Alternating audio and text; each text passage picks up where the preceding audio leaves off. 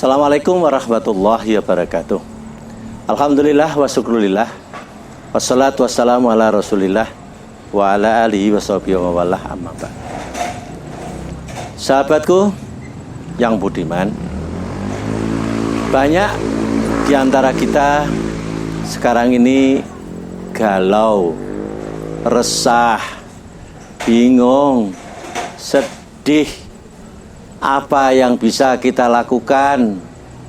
Mau bepergian tidak bisa karena ada lockdown. Kita belanja susah, ke mana-mana susah, bahkan mencari masker saja susah. Kondisi yang demikian ini membuat banyak di antara kita yang kemudian putus asa, pesimis menghadapi hidup ini. Seakan-akan dunia itu sudah kiamat, gak bisa apa-apa. Apalagi kalau disertai persediaan di rumah tidak ada, atau bahkan yang orang sehari-harinya harus mencari penghidupan. Dan ketika keadaan semacam ini tidak ada lagi kerja, pada tutup semua, yang kepikir oleh sebagian orang adalah sudahlah, tidak tahu, putus asa, nggak ngerti, kemudian menjadi malas segala-galanya. Nah, dalam keadaan yang semacam ini, kita tidak boleh menyerah. Kita tidak boleh berputus asa. Wala tai'asu min rauhillah, jangan putus asa dari rahmat Allah. Allah selalu bersama kita. Terjadi kasus pada zaman Rasulullah Sallallahu Alaihi Wasallam hijrah di Madinah. Dalam perjalanan beliau beristirahat, bersembunyi di Gua Sur. Orang-orang yang mengejar beliau sudah dekat. Tanda-tanda yang menunjukkan di mana beliau berada sudah diketahui. Bahkan kaki-kaki musuh sudah berada di lubang-lubang gua yang bisa dilihat. Sahabat beliau yang bernama Sayyidina Abu Bakar As-Siddiq merasa gelisah, merasa takut, merasa sedih. Rasulullah Sallallahu Alaihi Wasallam memberikan nasihat kepada beliau, la takhaf wa la tahzan, innallaha ma'ana. Dalam situasi yang sangat menakutkan, sangat mengkhawatirkan semacam itu, kita harus kembali kepada pelajaran yang disampaikan oleh Rasulullah. Jangan takut dan jangan sedih, karena Allah bersama kita. Nah, ini sebuah ujian. Kondisi seperti sekarang ini adalah ujian di dalam kehidupan. Tidak selalu hidup itu mulus. Tidak selalu sebagaimana pesawat terbang itu bisa terbang dengan tenang dan lancar.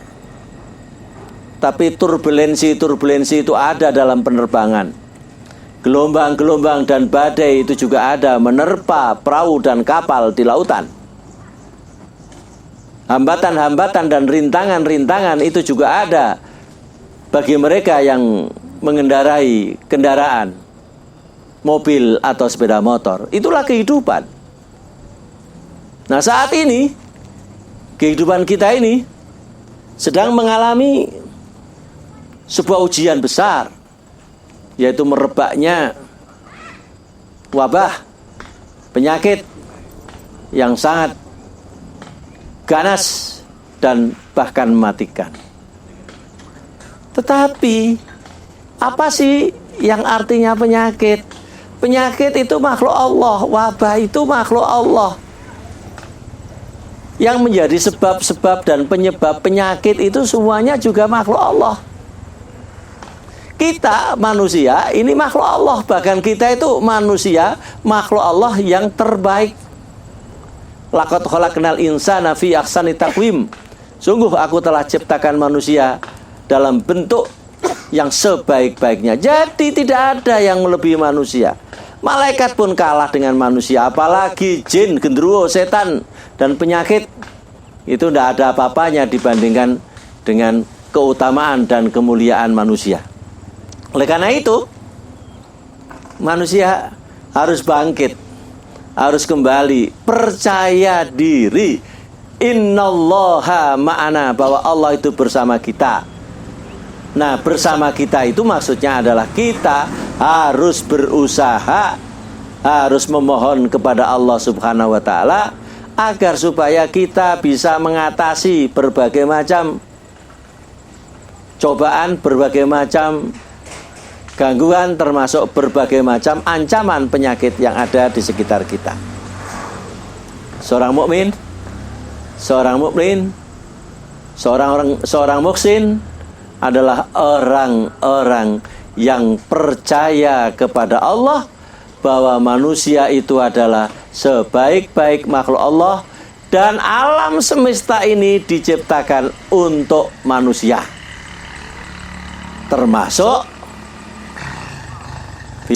wabah itu diciptakan untuk menguji manusia. Manusia yang punya akal pikiran, yang punya pengetahuan, bisa mengidentifikasi penyakit semacam ini, kemudian bisa mencari titik lemahnya penyakit ini, dan bisa menemukan obat-obat anti terhadap wabah yang semacam ini.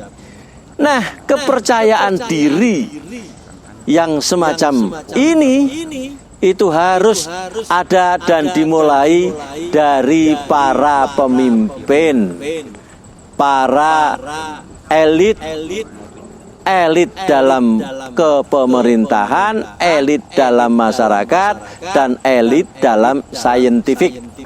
Para ilmuwan pasti tahu dan pasti bisa mengatasi persoalan wabah yang melanda kita ini. Dokter-dokter tahu apa dan bagaimana cara untuk mengatasi ini. Semua ini tumbuh karena kepercayaan terhadap diri itu tumbuh. Kemudian masyarakat juga bisa bergerak, bisa bersama-sama, saling bahu-membahu, saling bantu-membantu untuk mengatasi penyebar luasan virus corona ini melalui fatwa-fatwa ulama, melalui sosialisasi yang dibuat oleh para tokoh-tokoh dan pemuka agama. Sedangkan pemerintah dapat memberikan fasilitas sarana dan peralatan, obat-obatan yang cukup untuk mengatasi ini. Kalau ini bisa dilakukan semuanya, maka bangkitlah rasa percaya diri individu, masyarakat, dan sebagai bangsa, bahwa kita, bangsa Indonesia itu mampu keluar dari persoalan-persoalan yang dihadapi, termasuk merebaknya wabah penyakit semacam ini.